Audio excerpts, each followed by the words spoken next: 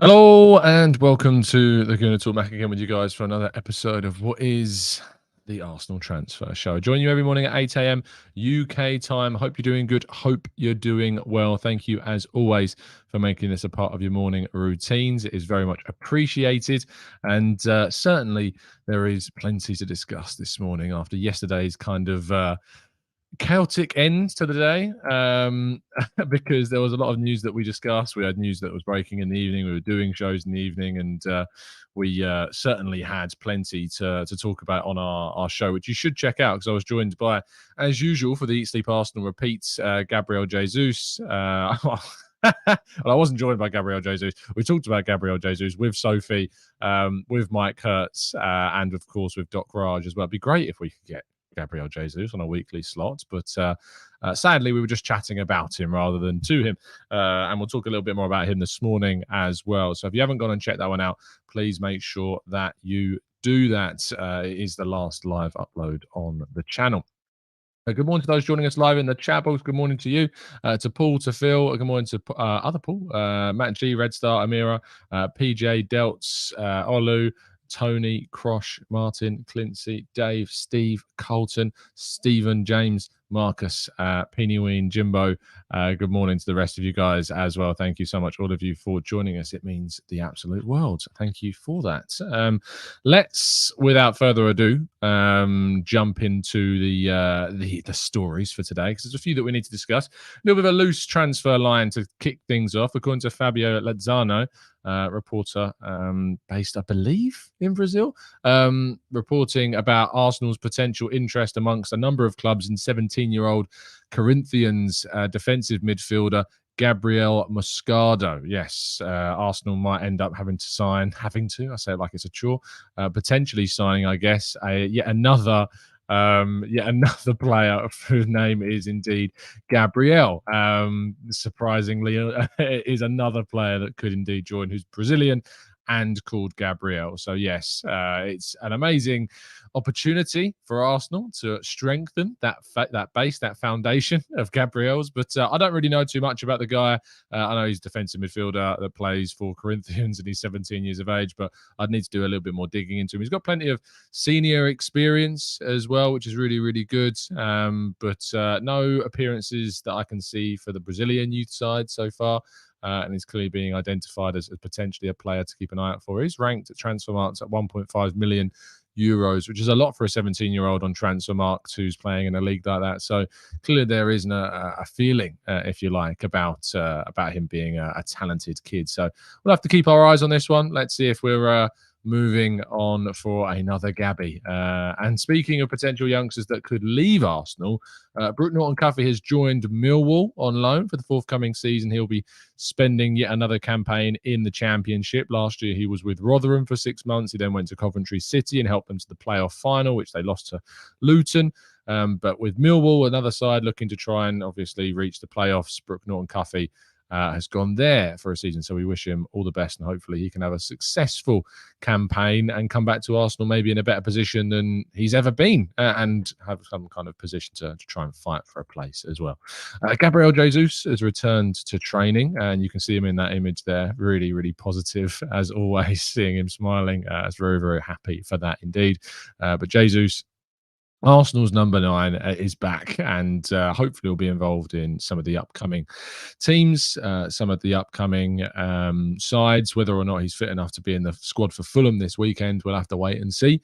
But Gabriel Jesus is indeed, it seems at least, going to be very, very close to joining up with his new teammates, like we haven't seen yet with Kai Havertz, really, other than in pre-season. Kai Havertz, David Raya, Declan Rice. I can't wait to see what Jesus can do in this squad with these new additions to the team. So that's something to be really, really excited about. Kieran Tierney is joining Real Sociedad on loan for the forthcoming campaign. We'll talk about, I think, probably a lot more to do with him in the second half of the show and get people's thoughts about this. But it was confirmed last night by David Ornstein seen that a deal between Tierney and Real Sociedad was indeed close. Fabrizio Romano tweeting literally minutes ago that has now been confirmed and that Tierney will be joining Real Sociedad for the forthcoming campaign. Of course, Arsenal have sold or allowed at least a left back to go to Real Sociedad before. You may remember that Nacho Monreal left Arsenal for Real Sociedad to spend the season there. So yeah, it's very interesting indeed to see how he gets on in La Liga. But it's probably the best choice for all parties to make sure he's playing and getting opportunities, and so that next season Arsenal can get a significant fee, fingers crossed, for the player. And lastly, and our headline story of the day is that Folarin Balogun, or Balogun, is closing in on a potential move to Monaco. Fabrice Hawkins of RMC Sport reporting that a £38.6 million, 45 million euro move to Monaco is indeed in the final stages of discussions, details being confirmed. There may be some slight differences in the fee. We'll have to wait and see, because David Ornstein reporting yesterday that kind of final details are being sorted, which is obviously really, really good. But I really look forward to seeing Balogun in another league, playing regularly. Yes, away from Arsenal on a permanent deal, but at the end of the day, very, very happy indeed that Arsenal got a very, very good figure. And a figure that, if I'm being very honest, I'm not saying this just to be smug, but I have said for quite some time that I thought it would be around that 35, between 30 and 40. And when it was in that price range in the end, a lot of people wanted to see Balogun going for 50 odd million pounds. But yeah, it never felt like that was going to be a realistic price tag. It just never felt that way that it was. Even with the other deals, Rasmus Højlund for a moment made me wobble a bit. I was like, well, if he's going for that much, surely we should be getting something else for Balogun. But the realism is that Arsenal didn't have a Manchester United that were in for Balogun. So sadly, we couldn't get that type of figure. But him moving abroad, I think moving to Monaco in particular is a really, really good place for him to go from an Arsenal perspective. If a sell-on clause type thing, you expect a sell-on clause to be involved. And so I don't know that for certain. I'm just kind of speculating at this point on the sell-on side of things. But if there is a 10 or 20% sell-on clause, you can expect, if he does well at Monaco, that he would earn another move. And that potentially could see him earn Arsenal another bonus benefit in terms of money as well. So yeah, let's wait and see what ends up happening. Right, let's move to part 2 and your questions right after this.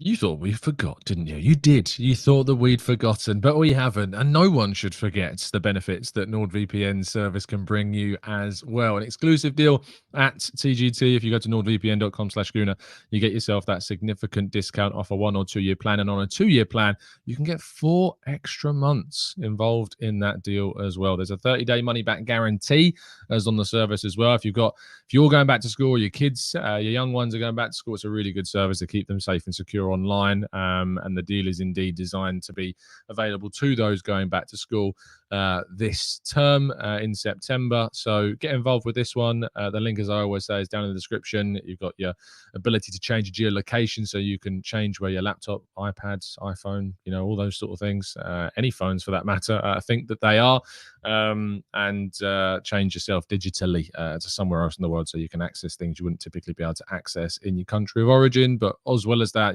safety, security protection, malware protection, all those types of things, ad blockers, tracker blockers. It's really important that you have all of these assets to you in 2023. Right then, part 2 and your questions then. Let's jump into the chat box, shall we, and see how many of these we can indeed tackle. Let's jump in. Peter says, what are your thoughts on us being linked to Per Schurz? Do you think he'll be a good defensive signing? I've only seen a really loose link from Italy so far, so I've not necessarily seen anything suggesting there's a lot in this at the moment, Peter. That's not to say it's not true. I don't know too much about the guy. I had a couple of people message me yesterday talking about him in particular and who he is and what he brings. He's a very tall centre half, 1.91 meters, 23 years of age. He's right-footed, so you'd imagine would be coming in to replace Timber, but he's very, very different to Timber. He did used to play at Ajax I believe, with Timber as well. So they've got that past, and Arsenal are looking at a player that's clearly been through the Ajax academy. Well, I say academy, he was at Fortuna Sittard prior to Ajax, but he's been through the Ajax mill, and they've developed him in some part of his career. But I don't really have any thoughts because I don't really know too much about him, to be fair. Matt says, Tom, did you see Mike Dean's interview of Simon Jordan? I'm angry, but I'm not surprised.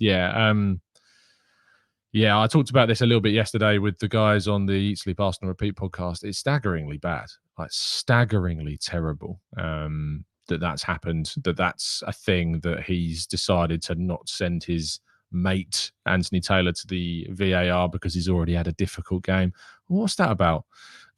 It's a joke. It's entirely, as you say, unsurprising, Matt. But sadly, it's where we find ourselves. And hopefully, with Mike Dean no longer a referee in the Premier League, these types of decisions will be less often. I say that, but we're in game week 2, and we've had a significant number of errors.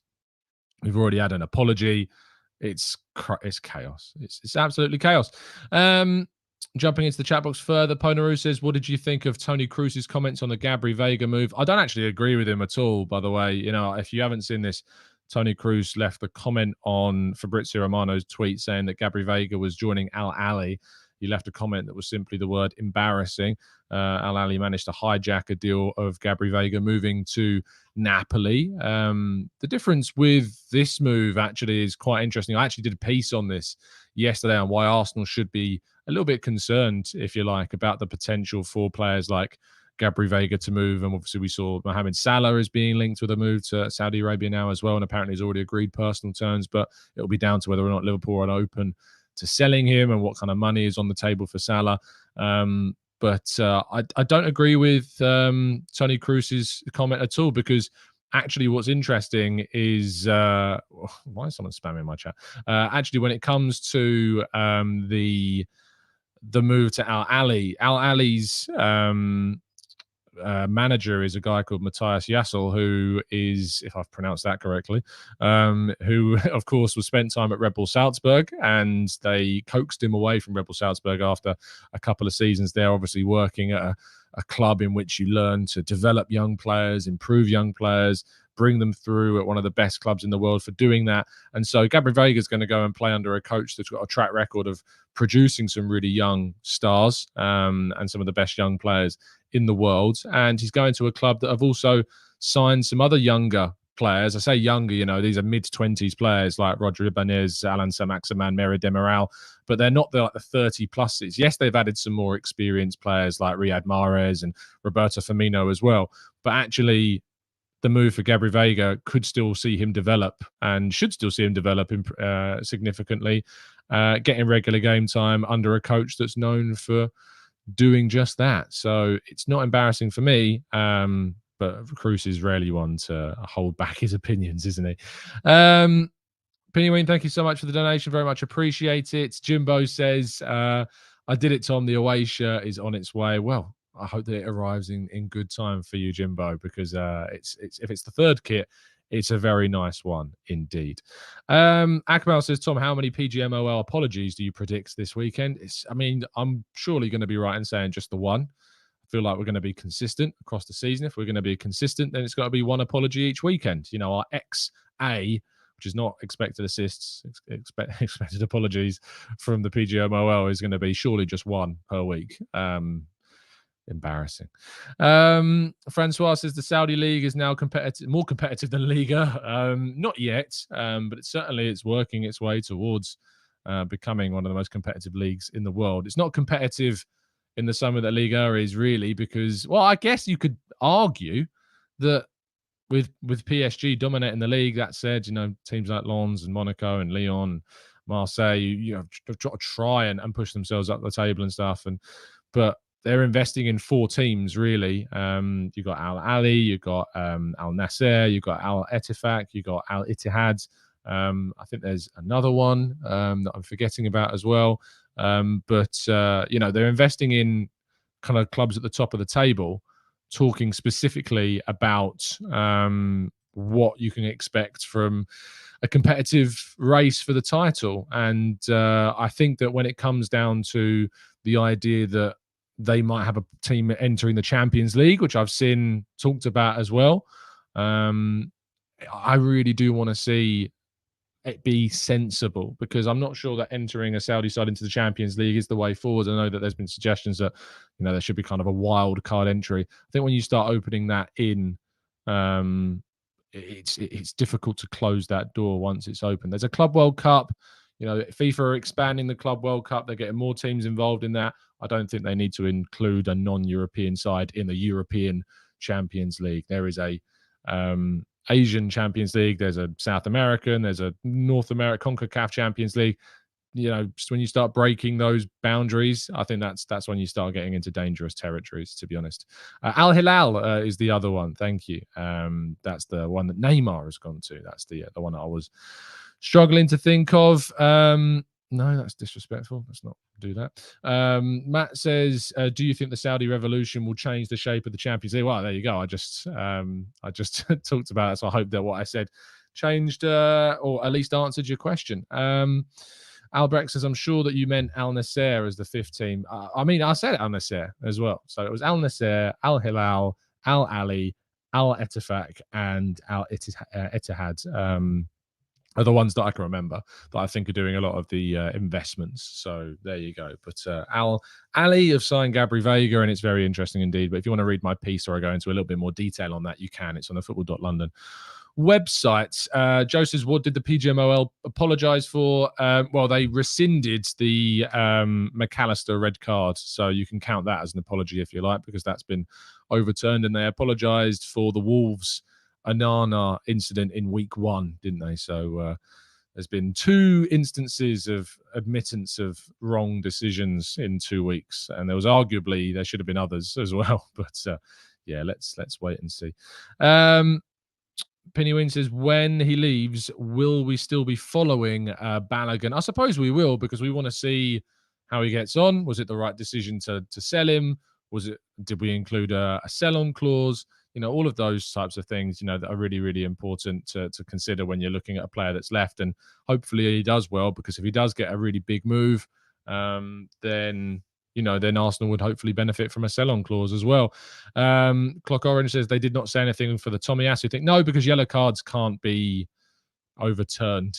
So yeah, no, you can't do that. Phil says, Tom, do you think we'll get somebody on deadline day? Hopefully we get someone before. I'm hoping we get somebody in now. The fact that we've moved Balogun on, the fact that Tierney's being moved on, Tavares, Lokonga, Pepe, hopefully their situations are going to be resolved soon as well.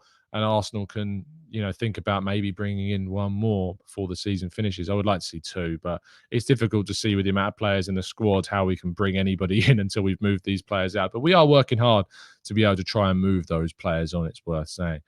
Maximir says, hey, Tom, I'm genuinely disappointed with our ability as a club when it comes to sales. Seeing business done by Southampton, Brighton, Hove Albion, Brentford, etc. We always seem to get a bad deal. Maybe it's our reputation. I mean, I'm always asking the question, you tell me what you expect of Arsenal to do differently and what the strategy should be that's different, and I'll happily agree with that view if it's sound. But so far, you've had players, as you point out, teams like Brentford, Brighton, Hove Albion, and Saints. I mean, it's ironic that you bring up Brentford, because Arsenal have secured an amazing deal with David Raya from Brentford. Southampton, Romeo Lavia bought by Chelsea for a fee that is just kind of crazy, but it's Chelsea. We haven't had Chelsea coming in for our players. These are clubs that are by nature selling clubs. Brighton are a selling club. Southampton are a selling club. Brentford to an extent, not really known for their selling, to be honest, although, they've sold the likes of Ollie Watkins before, Ben Rama as well previously. So I guess you could still claim that they are still a bit of a selling club. I don't want Arsenal to be a selling club.